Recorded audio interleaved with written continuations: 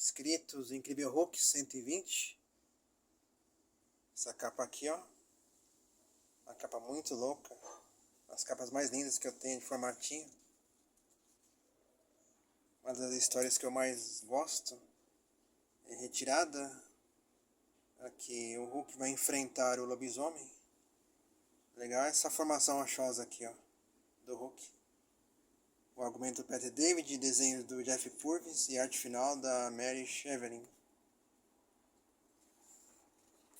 Começa com um coiote ruivando. Ele vê o Papaléguas, vai perseguindo. Aí do nada surge um lobisomem. Ele já devora o coiote. Vê o coelho, corre atrás. A lebre no caso, né? Corre atrás da lebre. Quando ele vê um barulho, vai investigar. Ele vê o Hulk, vê uma criatura. Aí vemos o Hulk lutando contra o Bruce Banner, que ele quer voltar com a Marlo e o Bruce não quer. Aí o lobisomem não pensa, já parte pra cima no instinto mesmo, quer devorar o Hulk. Acaba lá se dando mal, o Hulk já dá uma boa encaixatada nele, umas belas cacetadas, pega entre os dois. Só que aí amanhece o dia e tanto o Hulk e o lobisomem se destransformam. Vemos ao mesmo tempo voltarem à forma humana. O Bruce vai para outro lugar e esse lobisomem, seu nome é Jack Russell. Ele vai também se esconder numa base para evitar machucar alguém. Ele entra nessa base abandonada. Ele vai achar correntes para se acorrentar. Aqui vemos um índio. Tem um guincho. Ele sente a falta do coiote que ele pegou como estimação, já que ele já perdeu muitos amigos. Quando ele vê a carcaça do coiote, ele fica sem acreditar. E vemos a Marlo conversando com a sua amiga, né? Tá com febre, quer reatar com o Hulk, ou com o Joey, né? Foi uma espécie de triângulo amoroso. Ela quer voltarem a fazer as pazes. Vemos o Bruce trabalhando na usina nuclear em Yucca. O cara até pergunta se tá tudo bem, ele fala da radiação. O cara até pergunta, você é faxineiro mesmo? Ele tenta disfarçar, mas depois tem que ficar esperto. Ele só tá ali para pesquisar alguma cura pro Hulk. Só que o Hulk o atinge mentalmente, ele fica desesperado. Só quando ele pega o telefone, liga e a Marlo atende que o Hulk se acalma. E ela vem voando pra lá, né? Vai voando para encontrar ele. Então ele se pergunta que não é ele procurando uma cura pro Hulk, é o Hulk também talvez procurando uma cura para ele.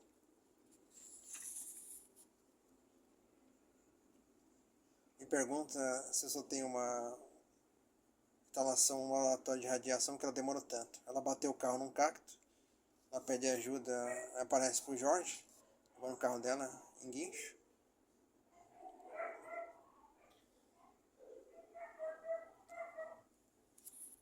E quando o Hulk tenta ir até onde ela tá, acaba se transformando no Hulk, e ao mesmo tempo o lobisomem também, o Jack se torna lobisomem também.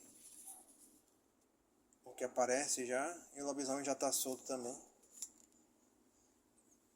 E já aparece, já vai atacar o Jorge, o cara do indígena do guincho. O ataca, deixando preso no capô da caminhonete. Tenta atacar a Marlon, ela sai desesperada para pegar a caminhonete. As orações. Tenta escapar de toda forma, até consegue ganhar um pouco a dianteira. O Hulk fica observando, quer que ele faça picadinho, mas ele sente ele gosta dela. Não vai deixar a sua amada em perigo. Ele pula, a gente enfrenta o lobisomem. Temos aqui um segundo round entre eles. E até ele vê que o lobisomem não chega pra lá, quer pegar ela não, o Hulk. O Hulk pega ele pela perna e acaba acertando uma porrada nele para variar e o lança com a corrente. Simplesmente o arremessa e ele vai com tudo. Ela abraça, né? Fala, por isso que eu me apaixonei por você. Ele diz que ela não gosta dele, do Hulk, do monstro, ela gosta do Banner, ele e a Beth, lá do humano dele.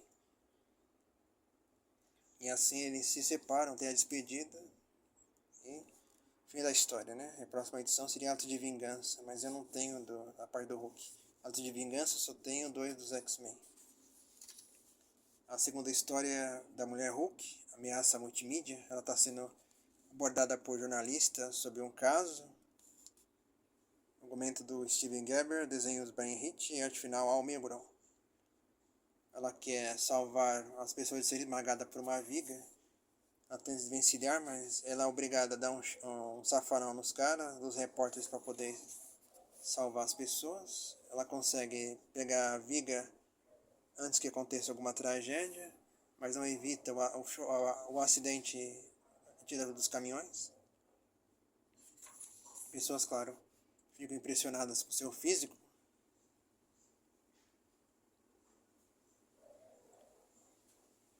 Ela consegue salvar e, correndo pelos becos para fugir do jornalista, ela é abordada por uma limusine clássica. O chofer diz que o Sr. Lupner está querendo contratar o seu serviço. Dá um cartão, ele trabalha com análise motivacional e consultoria. Ela se pergunta se vai aceitar ou não, mas ela tem que ir para o tribunal resolver um caso. Aqui o Sr. Lupner fala que a Mulher Hulk é maravilhosa, a secretária particular fica com ciúme. Ele tem senhores que eram amantes. Que aqui na promotoria o cara usa o apelo que ela salvou as pessoas, deixando a Mulher Hulk enfurecida. E alega que como ela salva vidas não pode, se caso fosse favorecido, o caso seria a favor dela por ser uma heroína. Então deixando o caso em suspenso e consequência ela não pode mais exercer a advocacia por causa do seu lado heróico, que sempre também interferiu um pouco no seu lado heróico. Como o Demolidor, né? Como ela é advogada, então sempre tem esses dois lados. Ela fica chateada, a amiga vai consolá-la, então ela resolve aceitar esse jantar com o Sr. Lupner. Ela se produz toda, né?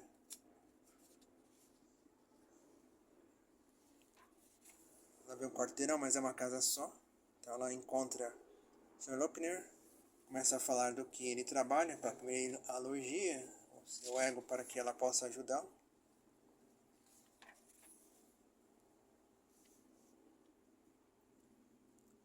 Ele mostra o seu trabalho como a propaganda, por exemplo, da América, que o Capitão América e o agente americano, representando a esquerda e a direita na América, né? Ou seja, republicanos e democratas.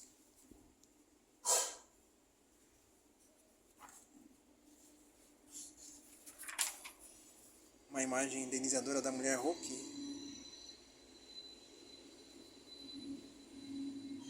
Até que acontece uma explosão, ele acaba sendo atingido, desaparece. E quando ela vai enfrentar ela vê um clarão de luz, fica assustada, um trem aparece, mas ela não vê nada. Quando ela vê, é a aventura do Pseudo-Man, dos vilões mais ridículos que ela enfrentou. Isso aqui é tosco demais, mas a história é bem legal. Enfim, a primeira parte, a propagandazinha do Wolverine, do gibi. A segunda parte, a aventura do Pseudo-Man, Mulher Hulk, parte 2. Ele quer acabar com a carreira do Sr. Lupner, o argumento dos mesmos, né, da minha história. A arte final tem mais gente. Ela tenta conversar com ele, só que ele tem super força, a joga em cima das latas de lixo. Depois ele tenta conversar de novo, pega pelo pescoço dela, arremessa e ela vai parar quase em órbita. Até consegue escalar na torre para poder manter o equilíbrio, mas a queda é impactante, ela cai, acaba arrebentando um duto de ventilação.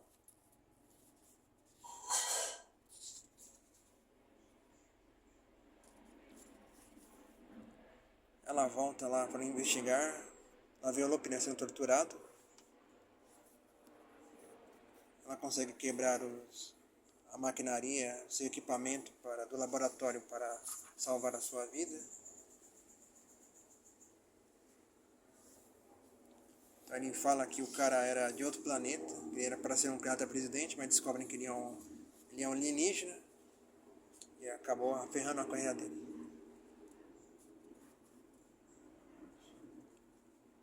Ela disse que sentiu a força, mas ele disse que o capacete amplia e dá força pela sua imaginação.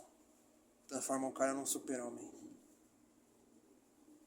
Só que ele usa o poder para influenciar a propaganda. Então aparece o Tio Sam, o Ronald McDonald e o ET do Spielberg com formas monstruosas, apresentando o lucro, o marketing. Que a cena Ronald McDonald vomita hambúrguer em cima das pessoas. O Tio Sam conversa com o ET, ele ataca fogo e aquela parte engraçada, né? Aqui se espalha o caos por todo lugar. No Central Park, o Coronel Voodoo, falando de galinhas, atacando as pessoas. É que o caso lidando com o Mickey e a Minnie, cara, com ratos. E no bar um cachorrão. E aqui a Estátua da Liberdade com uma mulher com bigode, né? E aqui tem até crítica, né? O quadrinho é bem interessante. Ela até tenta atacar ele quando aparece uma nave igual a do Star Trek. Ela acaba caindo. Ela se pergunta que o lado humano dela tem medo das ilusões. Então ela usa a tática da humilhação. Ela tenta jogar um carro em cima dele.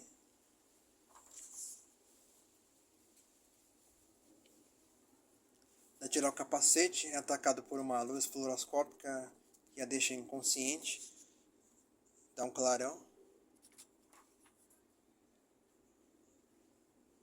Então ela pensa de novo e chega uma boa ideia. Começa a jogar lixo em cima dele.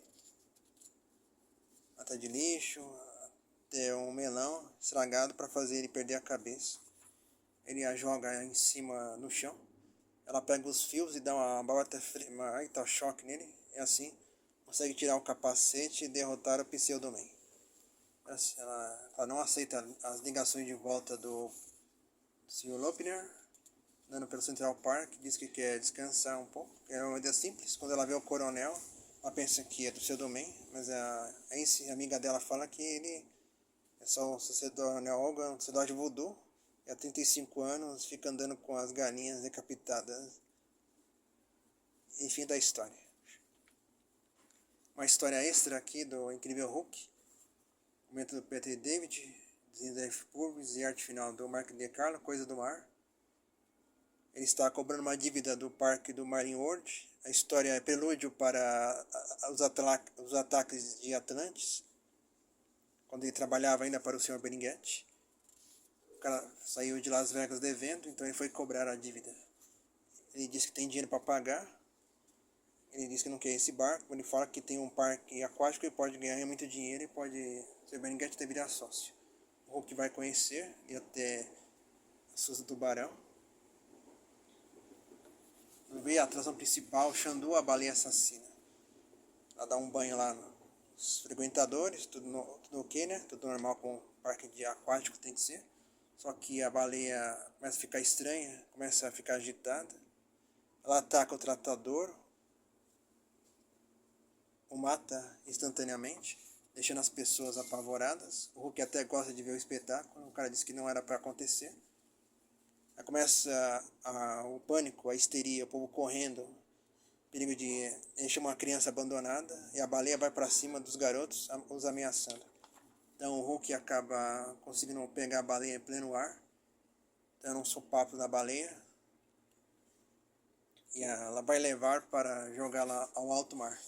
Só que ele acaba jogando em cima do submarino. Aqui vemos soldados de Atlantis, que eles usam dispositivos para controlar as criaturas do mar, para atacar as seres da superfície.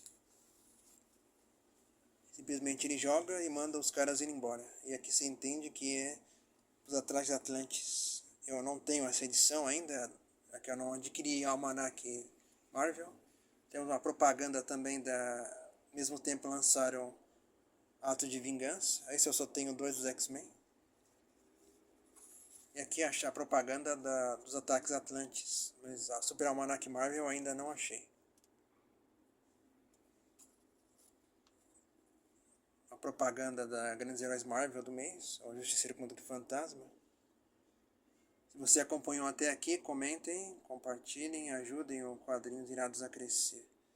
A edição é de junho de 93. Obrigado por acompanhar até aqui. Comentem, compartilhem.